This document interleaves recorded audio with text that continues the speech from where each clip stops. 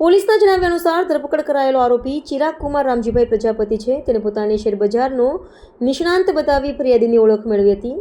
આરોપીએ ફરિયાદીને શેરબજાર અને વિવિધ આઈપીઓમાં રોકાણ કરવાની લોભામણી લાલચો આપી હતી. આ લાલચના જાળમાં ફસાઈને ફરિયાદીએ છેલ્લા 6 મહિનાના સમયગાળા દરમિયાન આરોપીના બેંક ખાતામાં કુલ 6,75,600 રૂપિયાની રકમ ઓનલાઈન ટ્રાન્સફર કરી.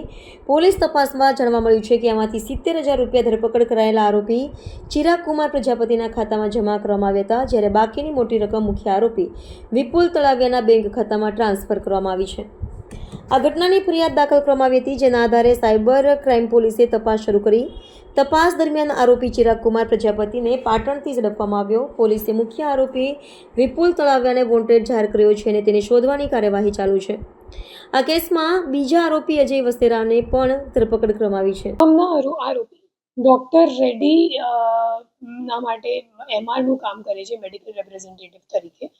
અને એમને એક દિવસ એક કોલ આવ્યો જેમાં સામેવાળાએ સ્ટોકમાં ઇન્વેસ્ટ કરવાની ટિપ્સ વગેરે આપી. તો બેઝિકલી આ એક ઇન્વેસ્ટમેન્ટ ફ્રોડ છે. તો સામેવાળાએ જ્યારે ટિપ્સ આપી અને એમને કીધું કે તમને વધારે વળતર મળશે જો તમે અમારી સાથે ઇન્વેસ્ટમેન્ટ કરો. તો પછી એ જે એમઆર છે એમને અઢી મહિના સુધી આ ફ્રોડ ચાલ્યું અને ટોટલ 2.5 મહિનામાં આ એમઆરએ એમને 6,75,000 જેટલા રૂપિયા સામેવાળાની અકાઉન્ટમાં ટ્રાન્સફર કરી દીધી હતી. અને એમને એમ લાગ્યું કે હું ઇન્વેસ્ટમેન્ટ કરું છું.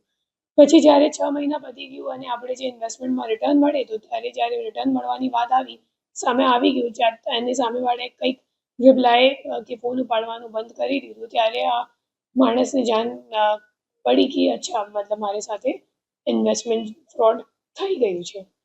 અને આ કામના જે આરોપીને અમે લોકો લઈને આવ્યા છે એ પાટણ જિલ્લાના છે.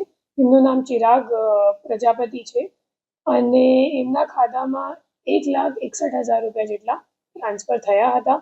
અને એમનું જે બેંક અકાઉન્ટ છે, એમનું જે ખાતું છે એ NCCRBમાં કુલ 7 કમ્પ્લેન્ટ્સમાં અન્ય કમ્પ્લેન્ટ્સમાં પણ સંડોવાયેલ છે.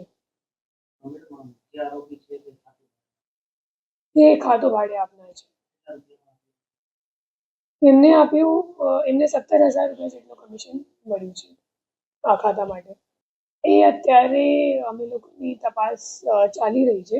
ઓલરેડી આ જે આરોપી છે એ એકચ્યુઅલી મજૂરી કામ કરે છે અને પહેલાં GRDમાં પણ ફરજ બજાવી ચૂક્યો છે.